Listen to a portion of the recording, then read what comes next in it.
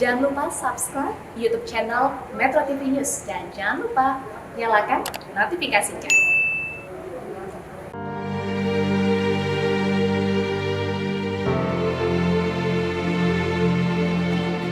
Benang merah kearifan lokal.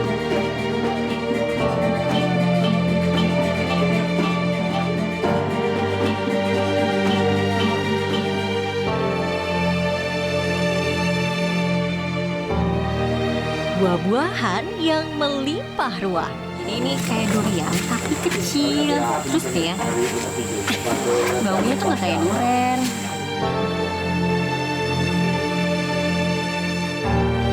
Gagahnya panorama Bukit Kubau di balik balutan kabut tipis.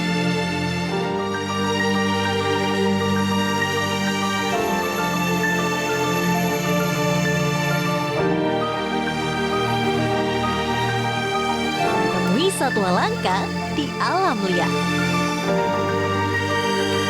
Inilah perjalanan Minanti Rohanta dari hulu hingga hilir. Selengkapnya hanya di Journey Way to Explore.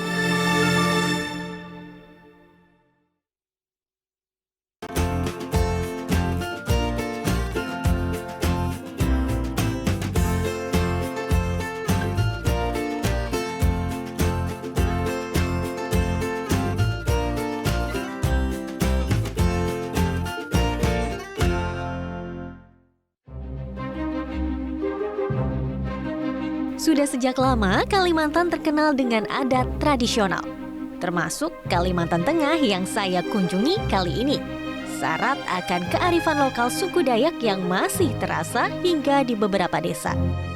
Tim Journey akan mengunjungi 2 lokasi desa wisata yang kental akan ritual adat dengan makna menjaga kekayaan alamnya.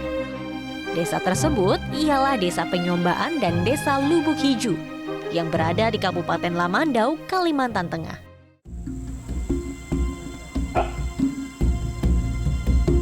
Desa Penyombaan menjadi tujuan pertama kami. Salah satu desa penghasil buah-buahan yang masih terkenal dengan berbagai macam buahnya apabila musim panen tiba.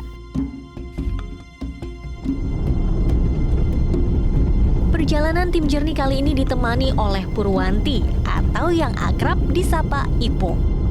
Nah, Mbak Ipung inilah yang turut membina Desa Penyombaan dan Lubuk Hiju supaya potensi wisatanya lebih dikenal publik. Saat tiba di Desa Penyombaan, kami langsung disambut warga dengan upacara adat Ikat Tongang untuk mendoakan keselamatan para tamu sampai ke tujuan.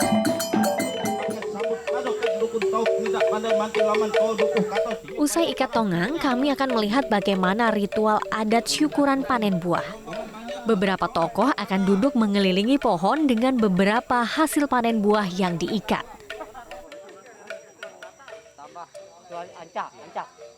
Dalam ritual juga ada sembelih ayam.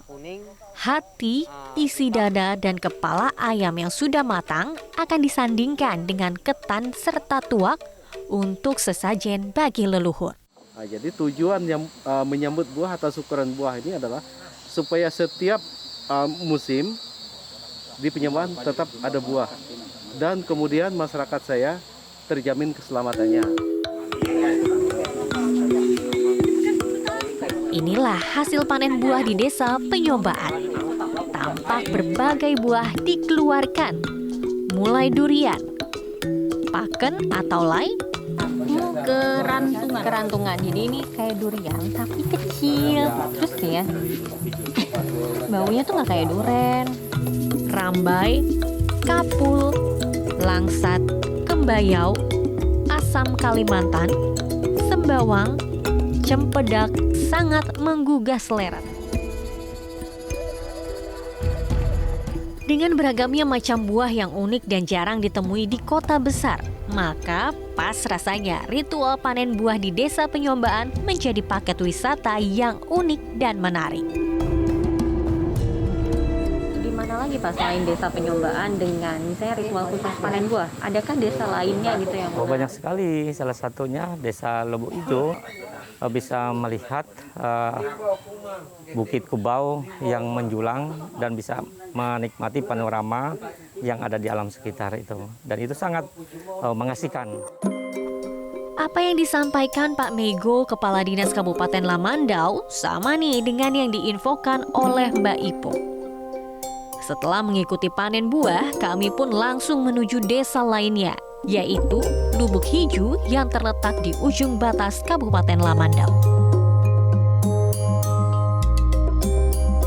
Mbak Ipung menjelaskan bagaimana ekowisata alam yang menjadi andalan di sana.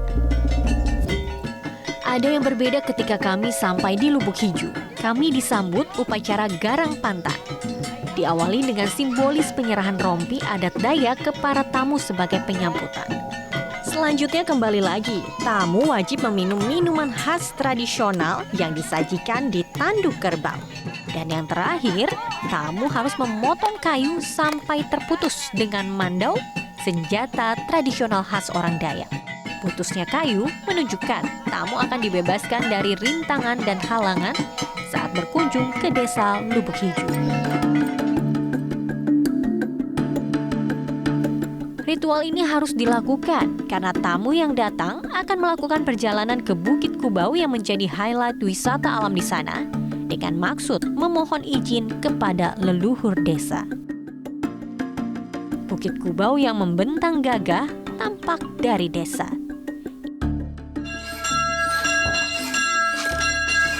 Saat berkeliling di desa, kami melihat gereja yang dibangun sejak tahun 1925 oleh Mas Pati Petrus Hira. Masuknya agama Kristen ini terlihat dari Alkitab dengan ejaan Tempo Dulu, yang saat ini disimpan oleh pihak keluarga Mas Pati Petrus.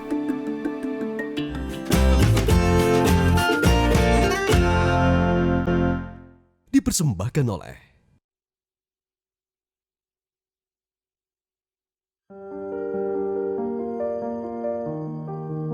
Inilah suasana pagi hari di desa Lubuk Hiju. Hawa sejuk dan cuaca cerah mengiringi kami yang akan melakukan trekking ke Bukit Kubau. Senyum ramah warga dan anak-anak jadi penyemangat kami. Sebelum memulai perjalanan, jangan lupa berdoa dulu agar selamat dan sehat selama pendakian.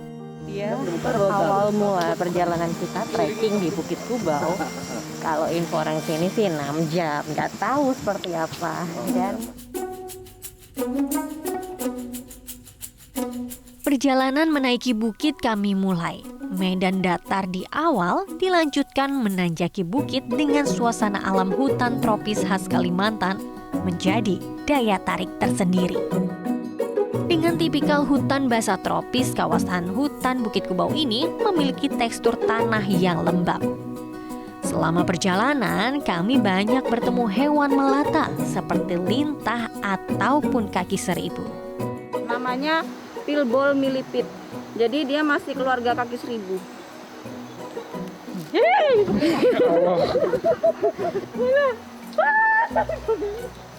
Disentuh malah kebuka ya deh? Iya. Nah, ini dia pacet yang sering banget ditemukan. Tak jarang lintah pacet pun hinggap di tubuh kami. Perjalanan pun kami lanjutkan dengan tanjakan demi tanjakan sudah mulai kami rasakan.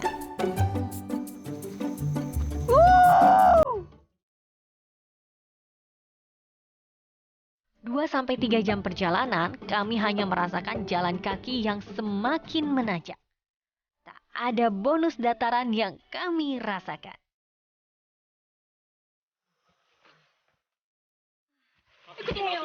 Langsung kanan, pegangan kayu besar. Pegangan kayu besar. Atau yang kecil ini. Langsung. 1, 2, 3. Akhirnya. Belum. Aduh, hai beneran. Coba lihat dong kameramen aku. Semakin menanjak, kami merasakan medan yang licin karena tanah lembab dan terutama setelah hujan. Aduh, hai. ini dia tanjakannya.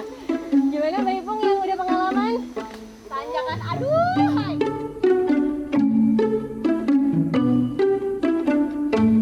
Setelah melewati the real aduhai yang licin, terjal, kita istirahat dulu. Bu, semangat Bu. Wah, perjalanan kali ini bisa dibilang bukit rasa gunung. Tanjakannya luar biasa ternyata. Kalau kamu mau merasakan trekking di bukit, wajib bersama tour guide ataupun warga lokal. Akhirnya Mbak Ipung, ya akhirnya ya kita sudah sampai di Pondok Singgah. Jadi 6 jam dengan tidak ada bonus. Waktu itu dibilang tuh, bonus turunan, taunya licin. Sama aja. Jadi inilah tempat singgah kita. Keren. Alhamdulillah puji Tuhan sampai juga di shelter dengan selamat dan sehat. Ya, inilah tempat kami beristirahat dan bermalam nantinya di ketinggian sekitar 700 meter di atas permukaan laut. Wah, ternyata dari titik ini terlihat jauh juga ya perjalanan yang sudah kami lalui. Salah satu kearifan lokal suku Dayak Tomun adalah bagaimana cara mereka membekali diri dengan makanan saat berada di kebun atau hutan untuk bermalam. Salah satu warga, Pak Gabung, begitu biasa dia dipanggil, sedang menyiapkan sesuatu untuk dimasak. Yang ini rebung, yang ini umbut, nah, yang ini serai sayur rempahnya. Nanti masak di sini. Masaknya di situ. Nah, gini caranya. Nah.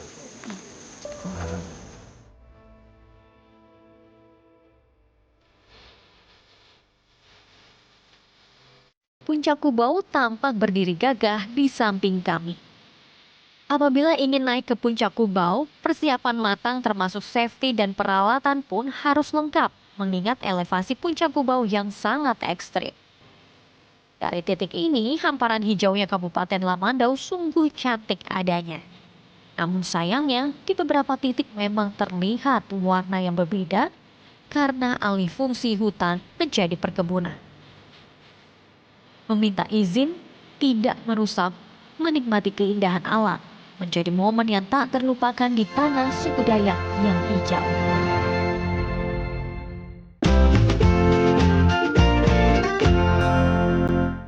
Dipersembahkan oleh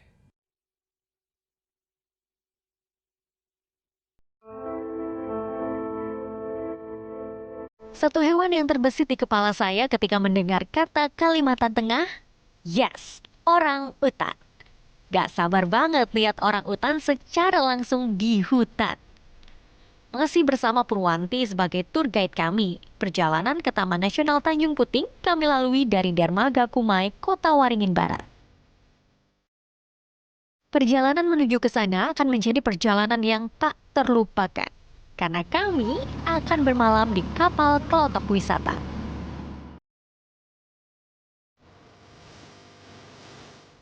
Akhirnya kita berangkat dengan kapal ini menuju Tanjung Puting. Kalau misalnya lihat di map ini sih, kita nanti akan masuk ke Sungai Sekonyer.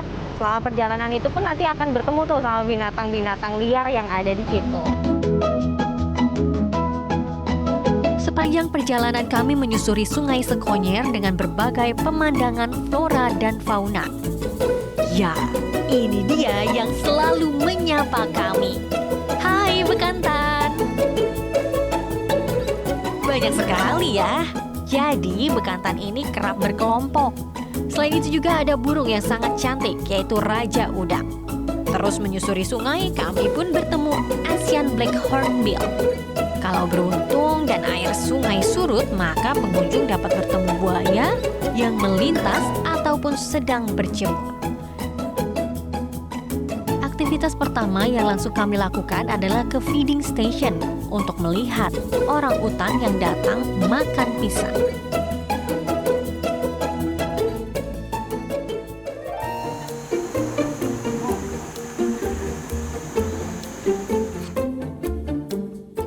Tak lama berjalan, kami sangat-sangat beruntung dapat bertemu orang utan bernama Rika. Saat itu Rika sedang berada di batang pohon dekat jalur trekking. Kami pun tetap sedikit takut ya kalau dekat dengannya. Bagaimanapun mereka tetaplah liar dan sudah berada di alamnya atau di hutan. Sejenak kami mengabadikan momen mahal ini dan melanjutkan perjalanan walaupun Rika sempat merasa terancam. Begitupun kami yang awam ini. Kami kembali melanjutkan perjalanan ke feeding station dengan berjalan kaki selama 10 menit. Waktu makan orang utan di Pondok Tanggui ini dimulai pukul 9 pagi. Namun sayangnya kami melihat hanya sedikit orang utan di sini. Ya info Mbak Ipung, kemungkinan bertemu orang utan itu from zero. Bisa saja nggak lihat sama sekali. Jadi pisang yang disajikan Taman Nasional Tanjung Puting ini merupakan nutrisi tambahan. First time for have a tour for see the orangutan? Yes, this is my first time. Okay. Do you have a dream for see the orangutans or just curious or what? I was a bit curious about this one, and I got a recommendation from a friend in Jakarta. Okay.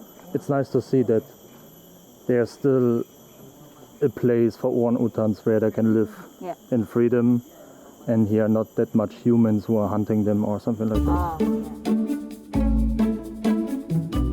Orang utan liar tetap bergantung pada makanan di dalam hutan seperti buah, kulit pohon, daun, dan rayap. Apabila di dalam hutan sedang panen buah, maka orang utan tidak akan ke feeding station. Usai feeding time di Pondok Tanggui, kami akan melihat feeding station lainnya yaitu Tanjung Harapan. Perjalanan kami lanjutkan.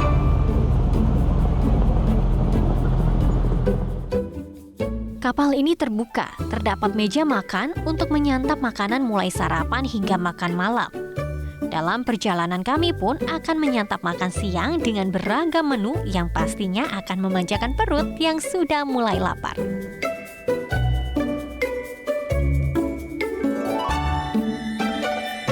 Tak terasa kami sudah sampai di Tanjung Harapan. Yang terpenting ialah tetap jaga jarak aman jika melihat orang utan setidaknya 5 meter. Kita langsung pindah aja, jangan stay di situ. Takutnya dia pi atau pu, atau kita kejatuhan rantingnya. Tamu yang datang disarankan tidak membawa makanan atau minuman agar tidak menarik perhatian orang utan.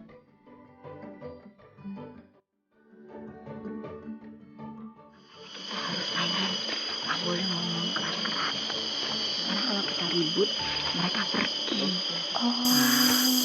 Kan mengganggu.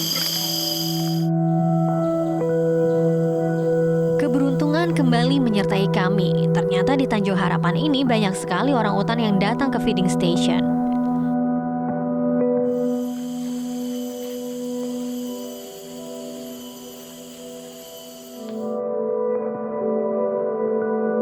Setelah dia mengamati orang utan, ternyata mereka mengambil banyak pisang, lalu membawanya ke bagian atas pohon. Orang utan ini tidak suka eye contact dengan manusia. Mereka bisa saja marah dengan mengeluarkan bunyi. Udah. Tuh. Udah. Walaupun beda ya. Itu dia marah tuh, udah potekin ranting, nanti kalau misalnya dia bete beneran dilempar ke orang yang di bawah. Tadi udah gitu soalnya. Nah tuh masih megang rantingnya tuh kan, tuh di bawah. Tanjung Puting menjadi satu-satunya di dunia sebagai tempat peluang terbesar untuk menyaksikan orang utan secara liar. Hingga saat ini, wisatawan yang datang 80% ialah wisatawan asing.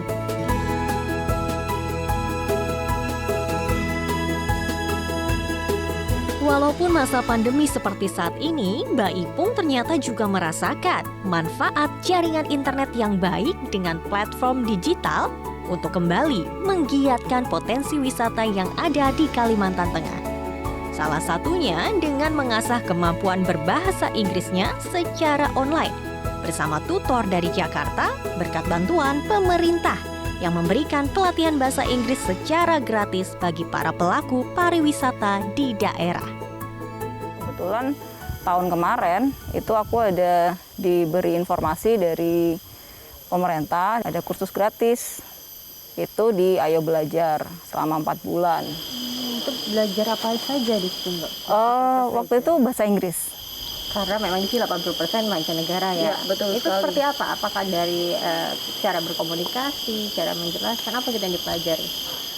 Kalau untuk yang di Ayo Belajar sendiri, terutama sih skill bahasa Inggrisnya yang perlu ditingkatkan ya. Jadi mengenal banyak vocabulary, terus bagaimana cara berkomunikasi secara tepat dengan bahasa Inggris. Inilah perjalanan tim Journey dalam sepekan. 2 desa dengan kekayaan alam yang berbeda. Desa Penyombaan dengan hasil panen buah yang beragam dan berlimpah. Desa Lubuk Hijau dengan wisata minat khusus Bukit Kubau yang memperlihatkan panorama hijaunya hutan Kalimantan Tengah. Semua tak lepas dengan dukungan kearifan lokal ritual adat agar keasrian dan kesuburan tanah suku Dayak tetap terjaga. Terakhir, dengarkanlah suara-suara yang ada di hutan. Mulailah petualangan dan temui satwa langka yang menakjubkan di alam liar, seperti orang hutan. Metro TV